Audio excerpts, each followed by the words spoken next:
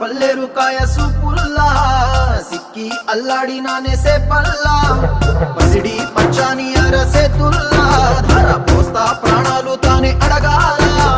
Sita